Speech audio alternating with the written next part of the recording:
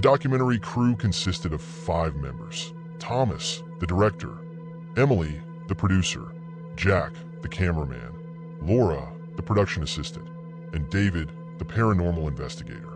They had all heard the stories about Blackwater Prison.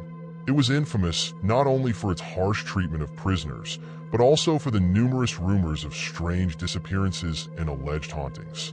Now abandoned for over 40 years, the prison had become a local legend, a place where even the bravest dared not tread. But the team was determined to capture something no one else had before: undeniable evidence of the supernatural.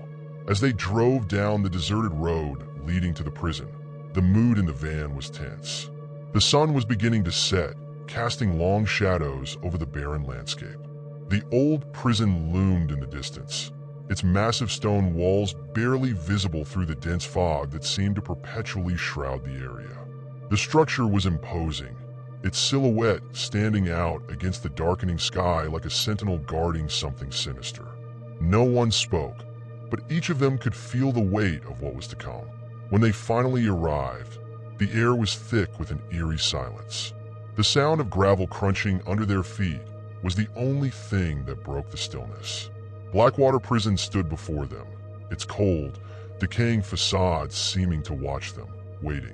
The iron gate was rusted and bent, barely holding onto its hinges, and the heavy wooden door that led inside the prison creaked as Thomas pushed it open. The sound echoed unnaturally through the empty corridors. Inside, the air was colder than outside, a chill that sank deep into their bones. Dust floated in the dim beams of sunlight that managed to squeeze through the cracked windows, illuminating the desolate interior. Old, rusted cell doors lined the walls, some still swinging open as if prisoners had only just been released. Jack was the first to notice the strange atmosphere. "This place feels wrong," he muttered, adjusting his camera. His words hung in the air, uncomfortably heavy. Thomas, trying to keep the crew focused, shrugged off the comment and gestured for Emily to begin filming the intro. Emily stepped forward, her voice echoing slightly as she began narrating the grim history of Blackwater Prison for the camera. Built in 1925, Blackwater was home to some of the most dangerous criminals in the country, she explained. But it wasn't the prisoners who made this place infamous. It was the guards, known for their brutality. The staff here were said to have tortured inmates in unspeakable ways. By the time the prison was closed in 1982, dozens of unexplained deaths had occurred within these walls. As she spoke, David, the paranormal investigator, began setting up his equipment, carefully placing motion sensors and electromagnetic detectors around the area. He had been in countless haunted locations before, but something about Blackwater felt different. There was a pressure in the air, like the building itself was alive, holding its breath, waiting for the right moment to strike. He glanced at the others, but no one seemed to notice the way the shadows on the walls moved ever so slightly, as if they were watching. The first sign of trouble came from Jack's camera. As he panned across the room, the feed suddenly cut out, the screen flickering before going completely black. "What the hell?" Jack cursed, shaking the camera. He quickly inspected the battery and connections, but everything appeared to be in working order. "It's like something's messing with the electronics." Laura, who had been silent until now, shivered. "I don't like this," she whispered. "It feels like we're being watched." Her voice trembled, and the others exchanged uneasy glances.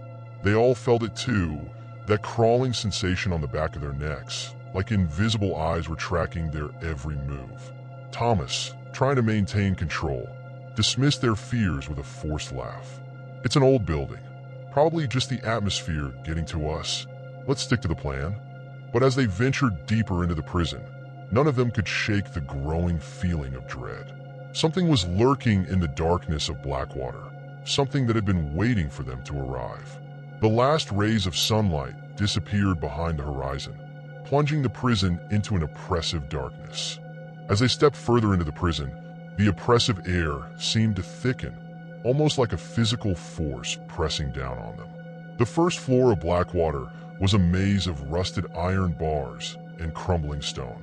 Rows of empty cells lined the narrow corridors, each one a small, claustrophobic box that had once held some of the most dangerous criminals in the country.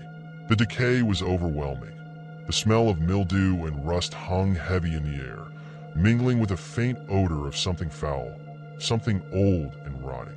Thomas led the group with determination, his flashlight cutting through the thick darkness. Behind him, Emily carried her notebook and microphone, her voice calm and professional despite the eerie surroundings. She had done countless on-location documentaries before, but this was different. The weight of the prison's history bore down on her, each step feeling like it was taking them deeper into something they couldn't fully comprehend. David, always alert, lagged behind, his equipment strapped to his chest as he scanned the environment for any signs of paranormal activity.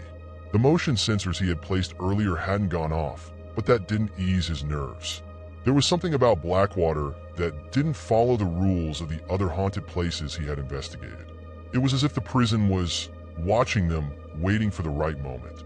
Jack, with his camera back up and running, followed closely behind, focusing the lens on the worn brick walls and the rusted bars of the cells. The light from his camera flickered again, casting erratic shadows that seemed to dance across the walls. "Something's off," he muttered under his breath, eyeing the display as the battery drained faster than normal. But there was no explanation for it. Everything seemed to be in order, yet the equipment was failing at an alarming rate. The crew made their way deeper into the prison until they reached the central block, the heart of Blackwater. It was a large open space with towering walls that stretched high into the shadows. Above them, metal catwalks crisscrossed the air, where guards once stood watch over the prisoners below. Now, those walkways were empty, but the sense of being observed hadn't faded. If anything, it had grown stronger.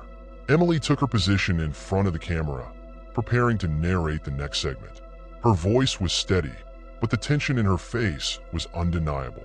"This is where the worst of Blackwater's inmates were held," she began, her words echoing faintly in the vast space. "Murderers, rapists, and gang leaders, all confined to the cold, cramped cells that lined these walls. It was here that some of the most notorious riots broke out, resulting in brutal deaths both of prisoners and guards alike." As she spoke, Jack tried to capture the full expanse of the room, panning slowly across the rows of cells. He zoomed in on one, its door hanging open, a rusted set of shackles still attached to the wall. The lens lingered for a moment, trying to catch something in the shadows. Then abruptly the screen flickered again. "Jack, you're losing the shot," Thomas called out, his voice breaking the uneasy silence. I know," Jack replied, frustrated. "It's like something's interfering with the signal. I swear it's not the battery." At that moment, the air seemed to shift. There was a subtle change, almost imperceptible, but it was there, a chill that crept down their spines. Laura, standing by the equipment cases, froze. She wasn't sure what it was at first, just a whisper, barely audible, but unmistakable. A voice, or maybe voices. "Did you hear that?" Laura asked, her voice trembling slightly. "Hear what?" Thomas replied, frowning as he glanced back at her. "There are voices," she said, pointing to her headset. "I swear I can hear people whispering." David immediately pulled out his own audio recorder and plugged in his headphones. He listened intently, the frown deepening on his face. After a moment, he looked up at the others, his face pale. "There's something here," he said quietly. "It's faint, but it's there. It's not just noise. It's words. I can't make out what they're saying, but it's coming from all around us." The crew stood still, each of them straining to hear. The oppressive silence of the prison seemed to swell, pushing against their senses. And then, there it was, soft, almost like a breath, a whisper that curled through the air, incomprehensible but undeniably present. "What the hell?" Jack whispered, gripping his camera tighter. He glanced around, the shadows in the corners of the room seeming to move just out of the reach of the lights. His heartbeat quickened. It wasn't just nerves anymore. Something was wrong. Very wrong. Suddenly, the camera lights flickered again, but this time they didn't come back on. The entire room was plunged into darkness. Panic set in as Jack cursed, fumbling with the equipment, his hands shaking. Thomas quickly switched on his flashlight, the beam cutting through the pitch blackness. He swept it across the room, but the sense of unease only grew. The light barely seemed to penetrate the dark, as if the shadows were thicker, heavier than they should be. Emily's voice wavered for the first time. "Thomas, this doesn't feel right." David agreed. "There's something here, something that doesn't want us here." The crew stood huddled together, the cold, dark prison pressing in on them from all sides. It was no longer just the weight of history that hung in the air. It was something much darker, something alive, feeding on their fear. As the last remnants of natural light outside disappeared, they realized the worst part. They weren't alone. And whatever was in Blackwater, it had just begun to show itself. As the crew ascended the stairs to the second floor of Blackwater Prison, the atmosphere grew denser, more suffocating. The stone steps creaked under their weight, a low groan that reverberated ominously through the hollow corridors. Above them, the metal railing was cold to the touch, slick with condensation that hadn't evaporated in decades. Every breath they took seemed to drag in the thick air of something rotten and ancient. This floor was where they kept the worst of the worst, Emily narrated softly, her voice subdued. Serial killers, rapists, and the most violent criminals were held in these cells. Most of them died here, either by execution, murder, or worse. Her voice echoed eerily through the narrow hallway as they reached the cell block. It was here, in these cramped, stinking cells, that men had lived out their final days in isolation. The walls, once gray, were now streaked with rust and something darker, something that looked suspiciously like old blood. The thick iron doors hung on rusted hinges, some of them still bolted shut while others stood open, revealing the dark emptiness inside. David was the first to feel it. As soon as they stepped onto the second floor, the pressure in his chest intensified. It felt like invisible hands were squeezing his lungs, making it harder to breathe. His skin prickled with cold sweat, and he could swear he felt eyes on him, watching from the shadowy recesses of the cells. He tried to shake the feeling, but it was getting harder to ignore. There was something on this floor, something wrong. "I don't like this," he muttered under his breath, trying to focus on his equipment. His EMF meter was jumping erratically, the needle spiking and then dropping for no apparent reason. The energy here is different, more aggressive. Jack, filming just behind him, couldn't help but agree. The temperature had dropped noticeably since they climbed the stairs, and the chill wasn't just physical. His camera, which had finally stopped flickering on the first floor, began acting up again, the image on the screen shaking slightly, as if something was disrupting the signal. But what disturbed him more than the malfunctioning equipment was the feeling that crept up his spine, a sense of being surrounded. He kept glancing over his shoulder, certain he would see something lurking in the shadows behind them. Suddenly, Laura, who had been listening to the ambient noise through her audio equipment, froze. Her eyes went wide, and she ripped the headphones off, staring down at them in disbelief. "What is it?" Thomas asked, his voice tense. I don't know how to explain this," she whispered, her voice barely audible. "I'm hearing voices, lots of them. It's like they're arguing or screaming, but it's not coming from anywhere specific. It's everywhere." David immediately pulled out his own recorder and pressed the headphones to his ears. After a few seconds, he paled. "She's right. It's not just interference, these are voices. Multiple. It's as if the walls are speaking." A nervous laugh escaped Jack, but it was more out of fear than amusement. "Okay, seriously guys, this place is starting to freak me out." Emily tried to maintain her professional demeanor, but even she was feeling the creeping dread that seemed to ooze from the very walls of Blackwater. Every sound echoed too loudly. Every shadow seemed too dark. She could feel the weight of the building's history pressing down on her. But this was more than just the horror of what had happened here. It was as if the pain and suffering of the prisoners had stained the air itself, and now it was reaching out to them, trying to pull them into the madness. "Let's keep moving," Thomas said, his voice tight with forced calm. "We need to document this floor and move on. The sooner we get through this, the sooner we can get out of here." They continued down the hallway, the floor beneath them creaking with every step. Each cell they passed felt like it was holding its breath, waiting for them to come closer. As they reached the end of the corridor, they came to a particularly large cell. The door was open, hanging on its hinges as if it had been torn off by force. Inside, the walls were scratched, deep gouges running in erratic patterns.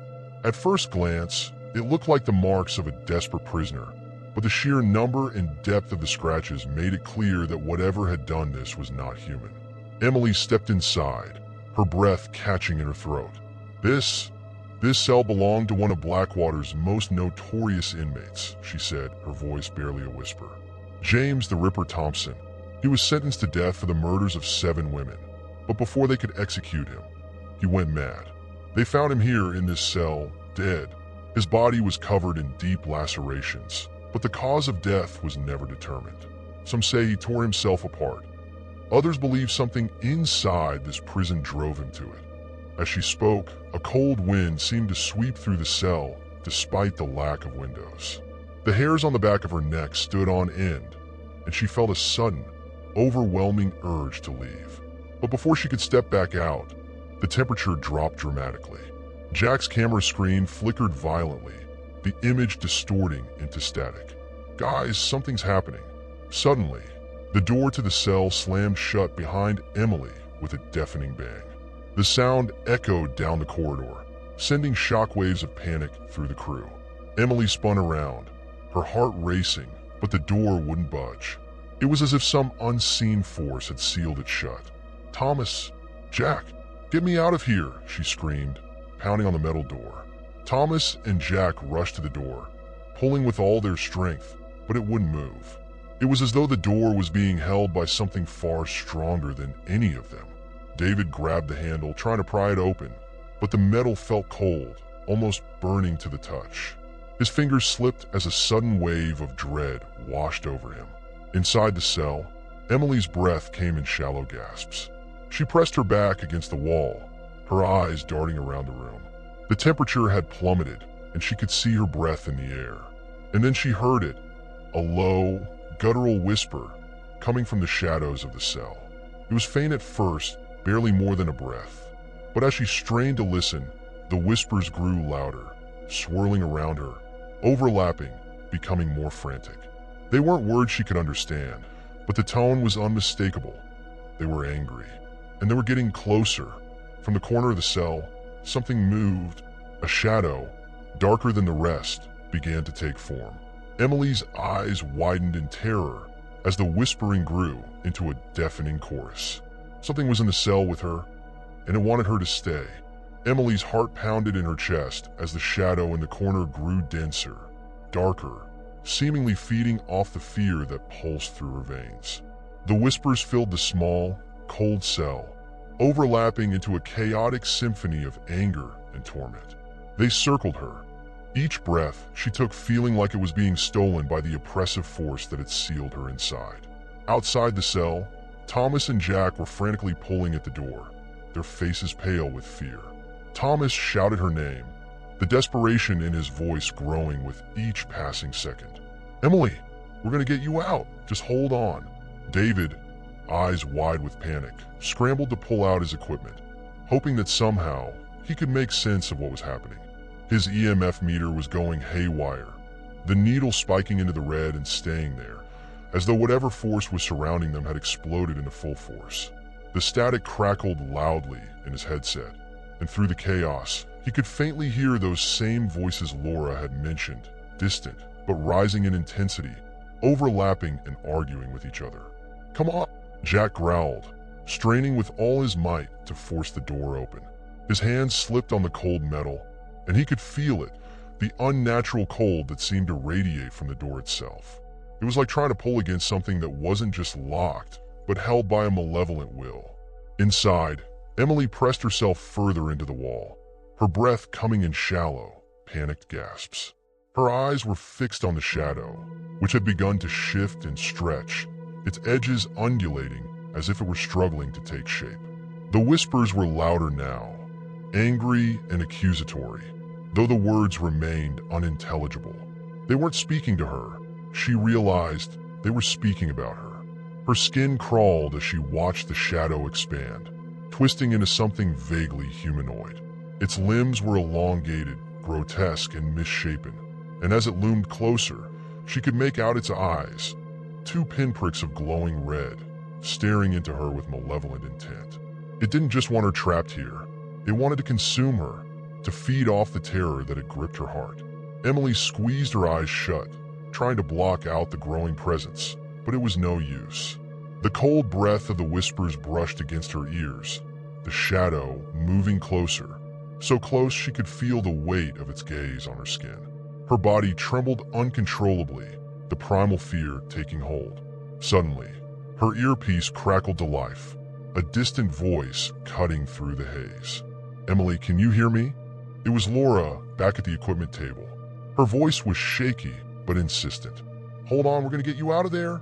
Emily opened her eyes, her breath coming in sharp bursts. "Get me out, please," she cried, her voice cracking as she pounded the door again. But as her hand struck the metal, it was like she was hitting something solid, impenetrable, as though the air itself had solidified. In the hallway, Thomas and Jack exchanged desperate glances. It wasn't just the door that was resisting them. There was a force at play, something far beyond their understanding. Jack stepped back, panting, and looked at Thomas. "What the hell is happening? It's like this place is alive." David, who had been furiously scanning the readings, looked up with wide eyes. "It is alive," he muttered. "This prison, it's feeding on us. It's feeding on her." "Feeding on her?" Thomas snapped. "What are you talking about?" David pointed to the EMF meter, the needle still pinned in the red. "The energy in here is off the charts. Whatever this force is, it's not just a ghost or a spirit. It's something darker, something that's been here for decades, feeding on the fear of anyone who steps inside. It wants us scared because that's how it gains strength." Laura, still listening through her equipment, added in a hushed voice, "The voices, they're getting louder. It's like they're arguing over something, like they're fighting over her." Back in the cell, Emily's panic was rising to a fever pitch. The shadow figure was almost upon her now, its form twisting and writhing as it reached out with long, skeletal fingers. She could hear the whispers clearer now, no longer just a jumble of voices, but distinct words, cold and accusing. Guilty. Punished. Tormented. "No!" Emily screamed, pushing herself further against the wall, but there was nowhere to go. The room seemed to shrink, the walls closing in on her as the shadow's hand extended, inches from her face. And then, in a moment of clarity, she remembered something David had said earlier. It feeds on fear.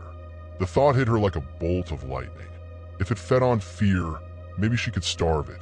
Maybe if she stopped giving into the terror, it would lose its grip. But how could she stop? The very essence of the place was designed to terrify. Gathering every ounce of strength she had left, Emily closed her eyes again, blocking out the sight of the shadow looming over her. She forced herself to breathe, slow and steady, even as her heart thundered in her chest. "It's not real," she whispered to herself, her voice trembling. "It can't hurt me. It's not real." The shadow hesitated, its whispering voices faltering for just a moment, as though confused by her sudden shift in emotion. Emily clung to that brief hesitation. "You're not real," she repeated, louder this time, her voice trembling but defiant. "You can't hurt me." Outside the cell, David's EMF meter flickered, the needle dropping just slightly. "Something's happening," he said, looking up. "The energy is weakening." Inside, the shadow recoiled slightly, its form flickering as if it was losing substance. But it wasn't enough. The fear still hung in the air, thick and palpable. Emily could feel the cold pressing against her, but she had to push through it. She had to break the prison's hold on her mind. With a final, desperate surge of will, she screamed into the darkness, "You're not real." And just like that, the room went silent. The whispers stopped. The shadow froze, flickering like a candle's flame about to go out. The temperature in the room shifted, the intense cold lifting ever so slightly. Emily could feel it, the force was weakening. Outside, Jack and Thomas pulled on the door again, and this time, it gave way with a screech of rusted metal. They burst into the cell, grabbing Emily by the arms and pulling her out. As soon as she was free, the door slammed shut behind them, the shadow disappearing into the blackness of the cell. The oppressive feeling in the air didn't vanish entirely, but it lessened, as though the prison itself had retreated for now. Emily collapsed into their arms, shaking uncontrollably. Her voice was barely a whisper. "It's not over. It's still here. It's waiting." And deep in the bowels of Blackwater Prison, the darkness stirred, watching, waiting for the next moment of weakness. The game was far from over. Emily's breaths were shallow as Jack and Thomas helped her out of the cell. Her legs trembled beneath her, every muscle tense from the lingering terror. The hallway felt no safer than the cell. Darkness still clung to the walls, and the air seemed thick with something unseen but always present. The whispers were gone, but the oppressive atmosphere remained, watching, lurking, like a predator waiting for the right moment to strike again. David rushed to her side, his face pale but resolute. "What happened in there?" he asked, his voice low, trying to mask his own fear. Emily's lips quivered as she tried to speak. It was in the cell with me," she whispered, her voice barely audible. Something was trying to trap me. It was feeding on my fear, David. It wanted me to give in." David exchanged a worried glance with Thomas, who still held Emily's arm protectively. "Whatever this is, it's intelligent," he muttered, shaking his head. "It's not just a lingering spirit or residual energy. It knows we're here, and it's targeting us." Laura, still listening to the audio feed, spoke up, her voice shaky through the static in her headset. "It's quiet now, but I can still hear something. Faint but constant, like it's waiting." A deep, uneasy silence fell over the group. The darkness in Blackwater wasn't just an absence of light. It was an entity, a force that seemed to grow stronger the more they tried to resist it. They were no longer just visitors in a haunted place. They were prey caught in a web of malevolence that was tightening around them. "We need to finish this," Jack said, his voice laced with determination. "The more time we spend here, the more dangerous it's becoming. Let's get the footage, document everything, and get the hell out of this place before it tries something else." Emily nodded weakly, though her heart wasn't in it. She could still feel the cold tendrils of that shadow on her skin, the whispered voices lingering in her ears. But Jack was right. They had to keep moving. If they stopped now, whatever was in Blackwater would win, and it felt like every second they stayed, they were falling deeper into its trap. The group moved cautiously down the hallway toward the stairwell leading to the lower levels. Emily kept glancing over her shoulder, her eyes searching the shadows for signs of movement. Each creak, each gust of wind, felt like a presence stalking them, and her nerves were frayed from the strain.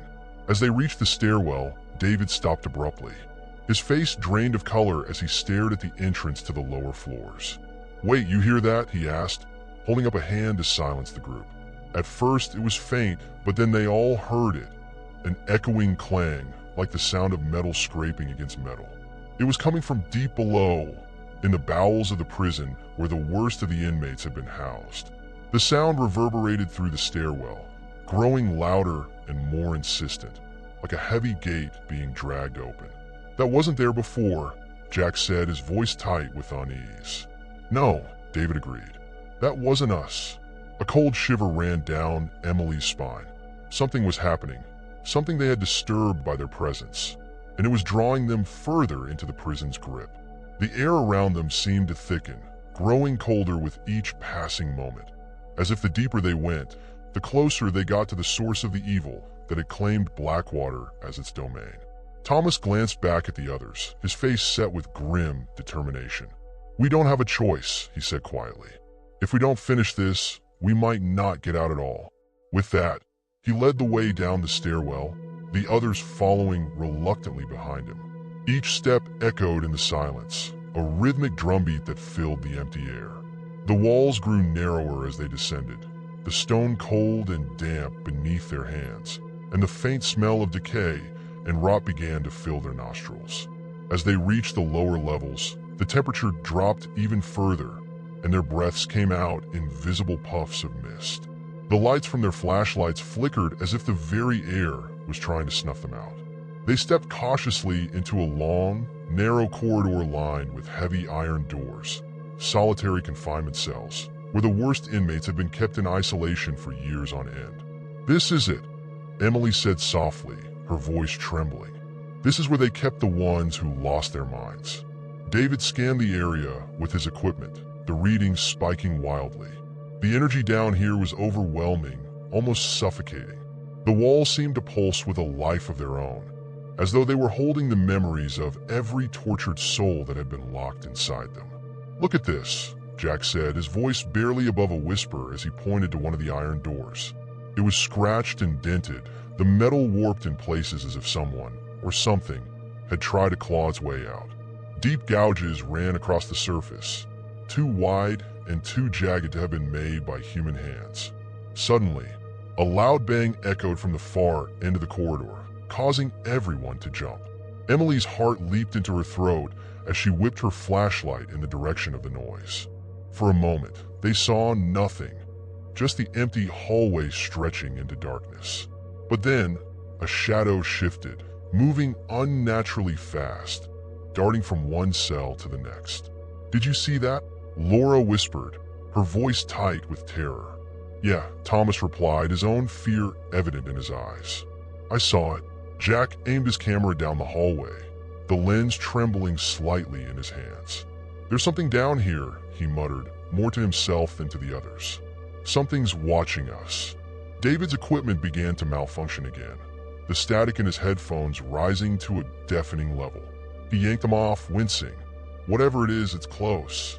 A low, guttural growl echoed from the darkness, sending a fresh wave of terror through the group. It wasn't human. It couldn't be. The sound was too deep, too primal, like the growl of a wild animal stalking its prey. "We need to go," Emily whispered, her voice shaking. "Now!" But before they could take another step, the iron doors lining the corridor began to rattle violently. One by one, they slammed shut with a deafening crash, as though something invisible was sealing them in. The corridor filled with the sound of grinding metal, and the walls seemed to close in around them. The growl echoed again, louder this time, closer. They were not alone.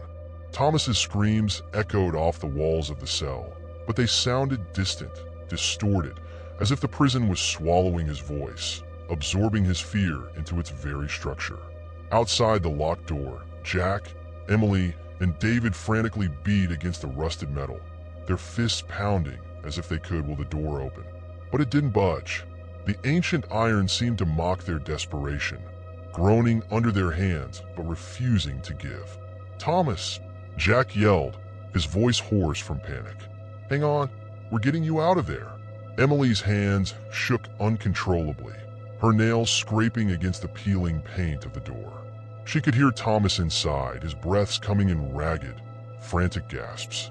And behind his terror, the low, guttural growl still rumbled, a sound not of this world, something monstrous and ancient. "We can't leave him in there," Emily cried, tears of frustration welling up in her eyes. "We have to," David interrupted her, holding up the EMF meter. The device was going haywire, the needle pinned at its maximum. "This thing is off the charts," he whispered, his voice tight with dread. "Whatever's in there with him, it's not human." Jack looked over at David, his face pale. "We know it's not human, but what the hell is it? We've seen shadows, heard voices, but nothing like this." Inside the cell, Thomas was struggling to breathe. The air felt thick, like molasses, every breath a fight against the weight pressing down on his chest. The creature looming over him had formed now, a grotesque, twisted body that seemed to shift and ripple with shadows. Its eyes burned with a malevolent light, piercing through the darkness, and its massive hands reached out, claws scraping the stone floor. Thomas's legs gave way, and he collapsed against the wall, his heart hammering in his chest. The camera he had been holding slipped from his grasp, clattering to the floor. The lens caught the dim glow of the scratches on the wall, the desperate marks of those who had come before him. It was then that he realized no one had ever left this cell alive. The creature's breath was cold, its presence suffocating. Its growl reverberated deep in his bones, and its clawed hand moved closer, inches from his face.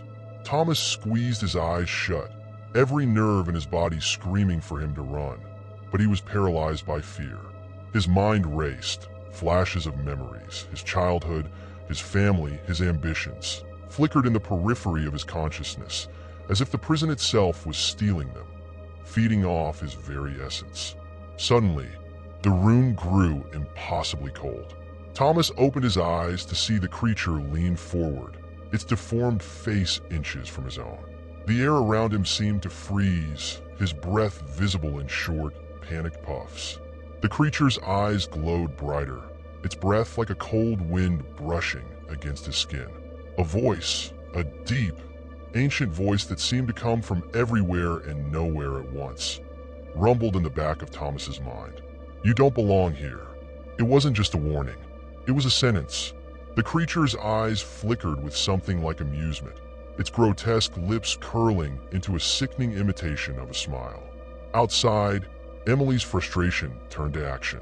She grabbed the crowbar they had brought with them for breaking into some of the sealed rooms. "Move!" she yelled at David and Jack, who stepped back as she wedged the crowbar into the small gap in the door. With all her strength, she heaved against the rusted metal.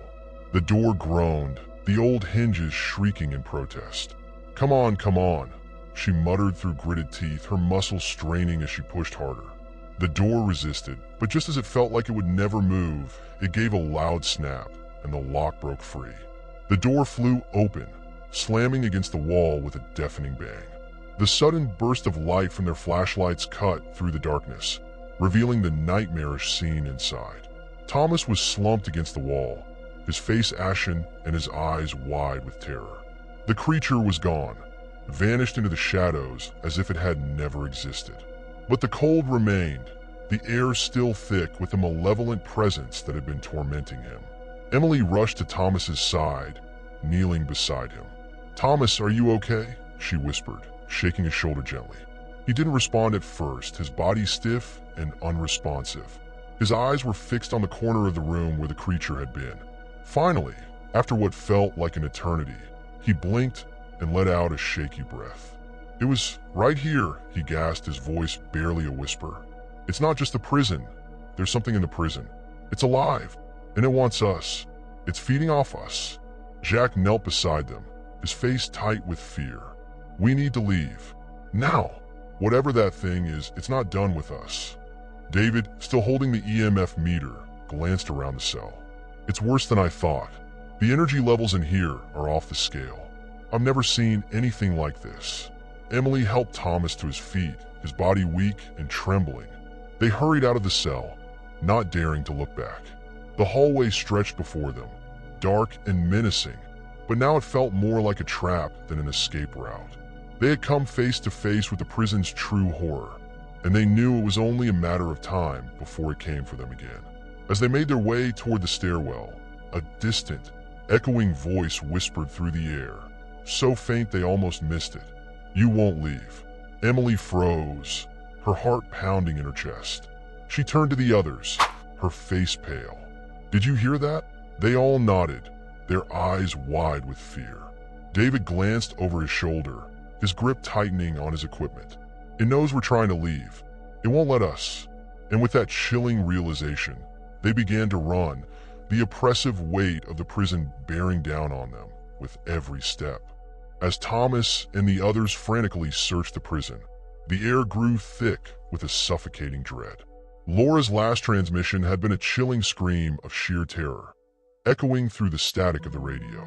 Thomas led the group with a grim determination, but the prison seemed to mock their every effort. The layout was an ever-shifting labyrinth, defying any logic or reason. Hallways stretched endlessly, and doors led to nightmarish scenes that should not have existed within these walls. Every corner they turned, every door they opened, brought them to new and twisted horrors. The walls, once solid and imposing, now seemed to pulse with an eerie, malevolent life. Shadows danced and twisted along the corridors, whispering chilling secrets about the tormented souls who had died within these walls. The whispers grew louder, more frantic, as if the very prison itself was feeding off their fear.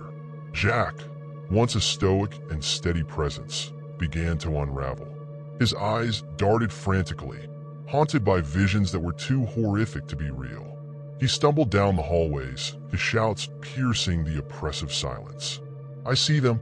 Faces, so many faces. They're screaming. They're begging for help. His cries were met with silence, save for the sinister murmurs that seemed to come from the very shadows themselves. As Jack's sanity slipped further away, Thomas tried to maintain a semblance of focus. His heart raced as he tried to piece together their grim reality. Every step forward felt like a descent into madness, each new corridor more confounding than the last. Time had lost all meaning. Minutes could have been hours, or hours could have been minutes. The entity, whatever it was, seemed to revel in their torment.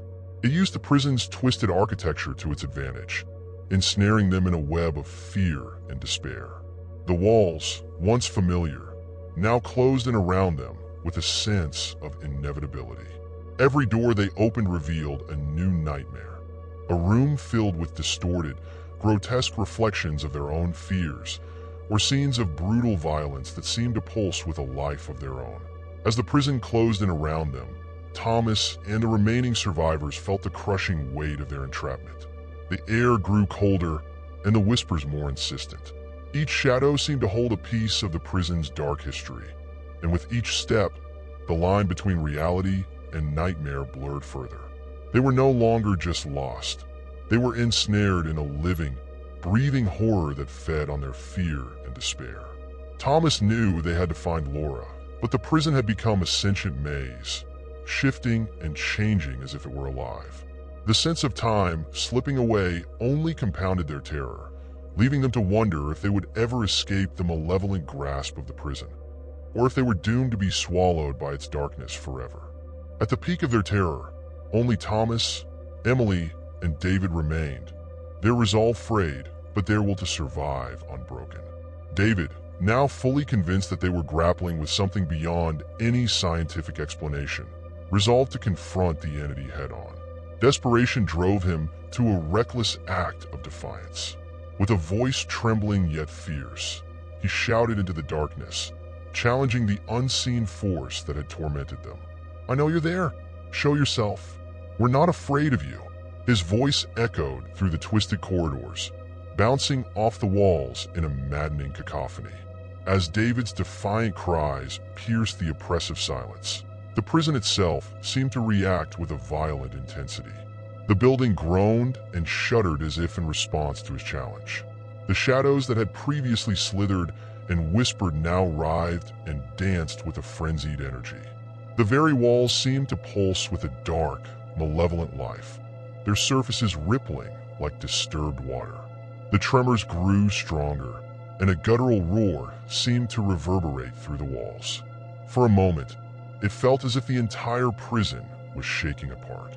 Emily and Thomas braced themselves against the onslaught of the tremors, their faces pale with a mixture of fear and determination.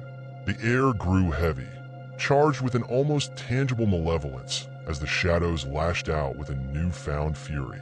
But then, as abruptly as it had started, the chaos ceased. The prison fell into an oppressive, eerie silence. The sudden stillness was almost worse than the tumult that had come before it. The three survivors, breathing heavily and their hearts racing, stumbled through the now quiet corridors, driven by a frantic hope that they might finally find an exit. Their search led them to the main entrance, the last beacon of their hope. But as they reached the imposing steel door, their relief quickly turned to despair. The door was sealed tight, not merely locked, but encased in chains that seemed to have grown out of the walls themselves. The chains were rusted and thick, their links heavy with the grime of ages. The sight of them was a final, crushing blow to their hopes. Thomas, Emily, and David pounded on the door, their cries of frustration and desperation echoing through the empty halls. But no matter how hard they hit or how loudly they screamed, there was no response. The prison had claimed them, trapping them within its dark embrace. As the last flicker of light from their flashlights began to fade, the darkness closed in around them. The final sound they heard was the ominous dragging of chains, a cruel reminder of the prison's power. It was as if the chains themselves were a promise, a grim assurance that no one would ever leave Blackwater. The echoes of their struggles were swallowed by the encroaching darkness, and the prison, once more silent, seemed to settle back into its eternal watch. In that suffocating blackness, with their breaths growing shallow and the cold wrapping around them like a shroud, Thomas, Emily, and David faced the inescapable truth. They were now part of the prison's dark history, doomed to be just another chapter in its unending tale of terror.